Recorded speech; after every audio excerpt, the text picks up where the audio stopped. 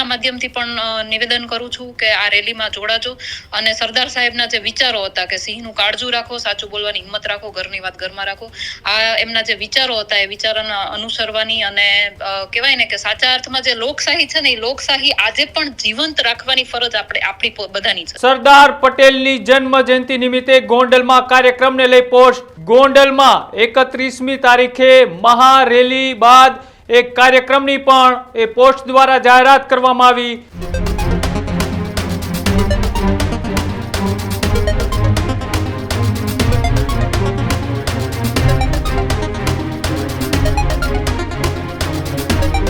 સમાચારોમાં આગળ વાત કરીએ મહત્વપૂર્ણ સમાચારની, ત્યારે સમાચાર સામે આવી રહ્યા છે ગોંડલથી। ગોંડલના રાજકારણને લઈ ફરીવાર મોટા સમાચાર। જિગીશા પટેલે સોશિયલ મીડિયામાં એક પોસ્ટ કરી છે। સરદાર પટેલની જન્મ જયંતિ નિમિત્તે ગોંડલમાં કાર્યક્રમને લઈ પોસ્ટ। 31મી ઓક્ટોબરે ગોંડલમાં કાર્યક્રમની જિગીશા પટેલે જાહેરાત કરી। ગોંડલમાં 31મી તારીખે મહારેલી બાદ એક કાર્યક્રમની પણ એ પોસ્ટ દ્વારા જાહેરાત કરવામાં આવી। જેલ ચોકથી સરદાર ચોક સુધી મહારેલીનું પણ આયોજન કરવામાં આવ્યું છે। સરદાર પટેલની 150મી જન્મ જયંતિ નિમિત્તે ગોંડલમાં એક કાર્યક્રમ રાખવામાં આવ્યો છે। ગોંડલ નાગરિક હિત રક્ષક સમિતિ દ્વારા એ રેલીનું એલાન કરવામાં આવ્યું છે અને આ તમે ટીવી સ્ક્રીન ઉપર આ જે પોસ્ટ જોઈ રહ્યા છો, આ પોસ્ટ એ જિગીશા પટેલ પાટીદાર આગેવાન દ્વારા પોસ્ટ કરવામાં આવી છે અને સાથે જ 31 ઓક્ટોબર એટલે કે લોખંડી પુરુષ સરદાર વલ્લભભાઈ પટેલની 150મી જન્મ જયંતિ નિમિત્તે ગોંડલમાં જે નિર્ધારિત એ પ્રેસ કોન્ફરન્સના માધ્યમથી આજથી 2 મહિના પહેલા જે જાહેરાત કરવામાં આવી હતી એ જ જાહેરાતને અનુસરી અને હવે ગોંડલની અંદર ફરીથી એક કાર્યક્રમ યોજવામાં આવ્યો છે અને આ કાર્યક્રમ કઈ પ્રકારનો રહેશે, કેટલા લોકો ઉપસ્થિત રહેશે તેને લઈને વાતચીત કરવા માટે એ જિગીશા પટેલ આપણી સાથે જોડાયેલા છે। બેન, ખૂબ ખૂબ સ્વાગત છે ન્યૂઝરૂમમાં। નમસ્કાર ભાઈ। જે રીતના એ તમે પ્રેસ કોન્ફરન્સના માધ્યમથી આજથી થોડા મહિના પહેલા એ ગોંડલના કાર્યક્રમને લઈને જાહેરાત કરવામાં આવી હતી અને આજે તમે પોસ્ટ કરી છે, આ પોસ્ટ દ્વારા જે કાર્યક્રમ રાખવામાં આવ્યો છે, આ કાર્યક્રમમાં કોણ કોણ ઉપસ્થિત રહેવાનું છે અને કઈ પ્રકારનો કાર્યક્રમ છે? સૌથી પહેલા તો હું એ જણાવવા માંગુ છું કે સરદાર વલ્લભભાઈ પટેલ કે જેણે અખંડ ભારતનું સપનું જોયું હતું અને આપણને ખરા અર્થમાં જેને લોકશાહી આપી છે એવા શ્રી સરદાર વલ્લભભાઈ પટેલની 150મી જન્મ જયંતિ છે અને જેવી રીતે મેં પ્રેસ કોન્ફરન્સમાં પણ કીધું તો એવી રીતે આજે પણ કહું છું કે એક જાહેર આમંત્રણ છે।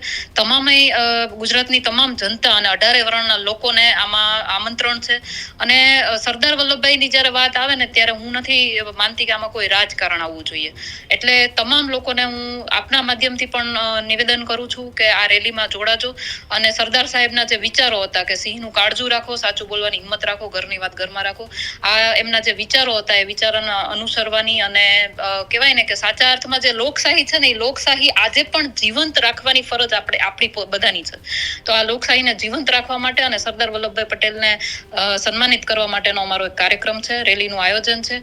ગોંડલ જેલ ચોક ખાતેથી લઈ અને સરદાર ચોક સુધીની આ કહેવાય ને કે પદયાત્રા છે, પદ રેલી છે, તો એમાં જોડાવા માટે હું બધાને આહવાન આપું છું। બેન, આમાં કોણ કોણ ઉપસ્થિત રહેવાનું છે અને આ કાર્યક્રમ એક ગોંડલમાં શા માટે રાખવામાં આવ્યો? જો આમ કહેવા જાવ તો ગુજરાત આખામાં 150મી જન્મ જયંતિ નિમિત્તે સરદાર વલ્લભભાઈ પટેલના કાર્યક્રમો ઠેર ઠેર રાખવામાં આવ્યા છે, પરંતુ ગોંડલની જે પરિસ્થિતિ છે, જે મેં પહેલા પણ કીધું હતું કે ગોંડલની જે પરિસ્થિતિ છે એ પ્રમાણે સરદાર વલ્લભભાઈ પટેલના વિચારો લોકો સુધી પહોંચાડવા માટે અને ફરીથી એને જાગૃત કરવા માટે થઈ અને અમારું એક આ અભિયાન છે અને આમાં મને જ્યાં સુધી મને વિશ્વાસ છે ત્યાં સુધી ગોંડલની જનતા અને તમામ લોકો જે સરદાર સાહેબ સાથે જોડાયેલા છે, સરદાર સાહેબ માટે જેને માન છે, જેના મનમાં એના માટે સન્માન છે, એ તમામ લોકો આમાં જોડાશે।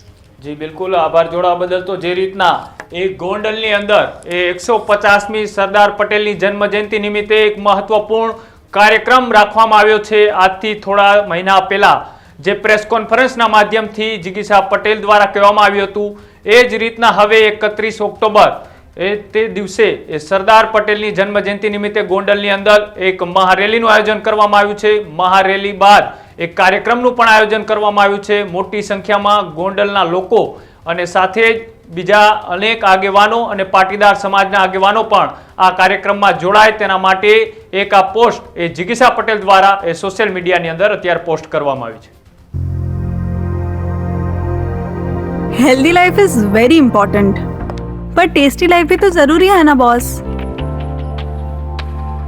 समोसा चाट से है प्यार पर एसिडिटी से कैसे रहोगे दूर यार. Wait, we have a 3 step solution.